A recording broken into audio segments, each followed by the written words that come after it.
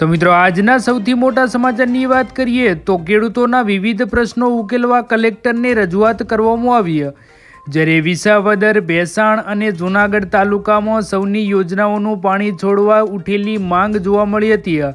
જ્યારે ધારાસભ્ય ગોપાલ ઇટાલિયા અને યુવરાજસિંહ જાડેજા ખેડૂતો સાથે પહોંચી કલેક્ટર કચેરીએ પહોંચ્યા હતા.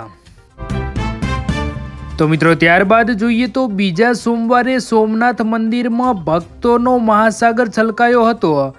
જ્યારે વહેલી સવારથી દર્શન માટે લાઈનો લાગી અને હર હર ભોલેના નાદથી મંદિર પરિસર ગુંજ્યું હતું. તો મિત્રો ત્યારબાદ જોઈએ તો અમદાવાદના રખિયાલમાં દેશી દારૂ ભરેલી રિક્ષાનો અકસ્માત જોવા મળ્યો.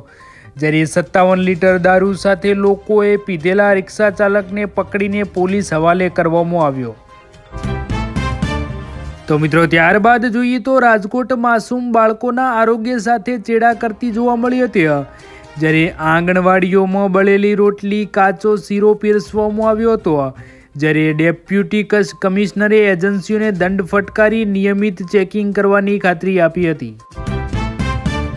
તો મિત્રો ત્યારબાદ જોઈએ તો ભાવનગર લઠ્ઠાકાંડમાં એસએમસીની મોટી કાર્યવાહી જોવા મળી. જ્યારે રો મટીરિયલ સપ્લાયર આનંદ છાડી સહિત વધુ 13 લોકો ઝડપાયા હતા. જ્યારે ધરપકડનો આંકડો 27 પર પહોંચ્યો હતો. તો મિત્રો ત્યારબાદ જોઈએ તો જિલ્લા પંચાયતની કારોબારીમાં 39.63 કરોડના કામો મંજૂર કરવામાં આવ્યા. જ્યારે કાગવડ બાયપાસ, કુવાડવા અને એપ્રોચ તેમજ ગંભાળા, વાજડી સહિત 13 રસ્તાઓના કામોને મંજૂરી મળી હતી. જ્યારે 52 નવી આંગણવાડી બનશે. તો મિત્રો ત્યારબાદ જોઈએ તો સુરત ચોક બજારમાં પાલિકાનું બુલડોઝર ફર્યું હતું. જ્યારે એન્ડ્રજ લાઇબ્રેરી અને રાજા ઓવર પાસે ગેરકાયદેસર દબાણો તોડી પાડવામાં આવ્યા હતા. જ્યારે ટ્રાફિક સમસ્યા હળવી થશે અને નવો રસ્તો બનશે. તો મિત્રો ત્યારબાદ જોઈએ તો ભરૂચમાં વૃક્ષારોપણ કાર્યક્રમનું આયોજન કરવામાં આવ્યું. જ્યારે એક દિવસમાં 30 વૃક્ષો વાવવામાં આવ્યા. જ્યારે 2030 સુધીમાં 3000 વૃક્ષો વાવવાનો સંકલ્પ કરવામાં આવ્યો હતો.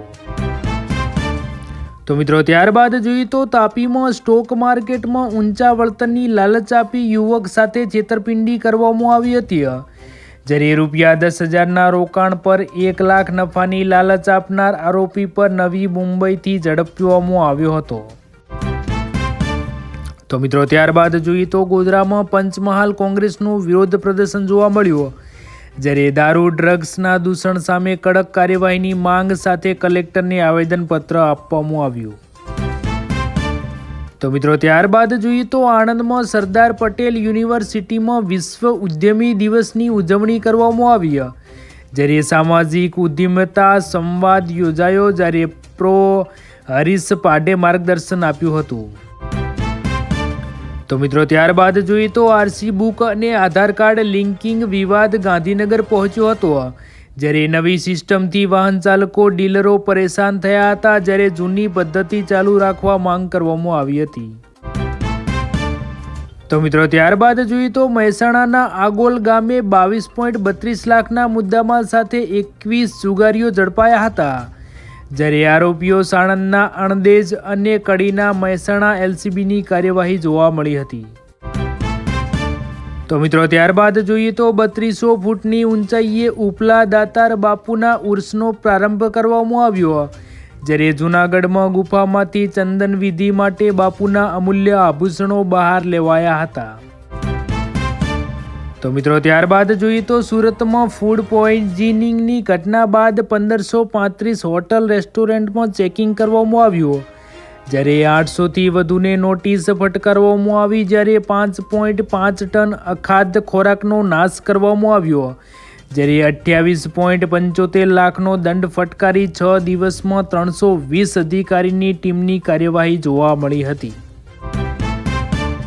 તો મિત્રો ત્યારબાદ જોઈએ તો હળવદના સંભરડામાં 220 કિલોવોટ વીજ લાઇનનો વાયર તૂટ્યો હતો.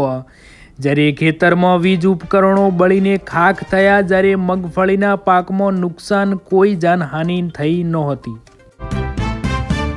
તો મિત્રો ત્યારબાદ જોઈએ તો વડોદરા શહેરને સ્વચ્છ રાખવા માટે સહયોગ આપવામાં આવ્યો. જ્યારે વીએમસીને મળ્યું ફૂલ્લી ઓટોમેટિક 2 ફ્યુબિન mini truck mounted road sweeper machine, જ્યારે 18,500 ચોરસ મીટર પ્રતિ કલાક અને 2,000 લીટર ધૂળ એકત્ર કરવાની ક્ષમતા ધરાવતું મશીન મળ્યું.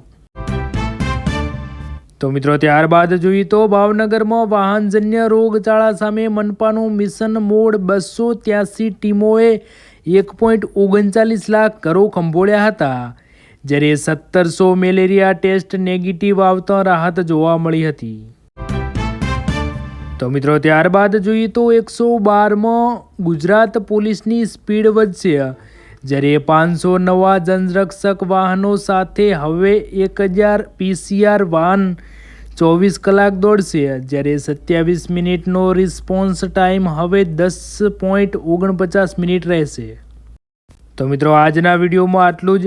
જો વિડીયો પસંદ આવ્યો હોય તો વિડીયોને લાઇક કરી દેજો અને આવા ગુજરાતી સમાચાર માટે આપણી આ ચેનલ ગુજરાત અપડેટને સબસ્ક્રાઈબ કરી તમે કયા સ્થળેથી વિડીયો જોવો છો એ પણ કમેન્ટ કરીને જણાવજો, જેથી કરીને અમે તમારા સ્થળના વિડીયો લાવી શકીએ.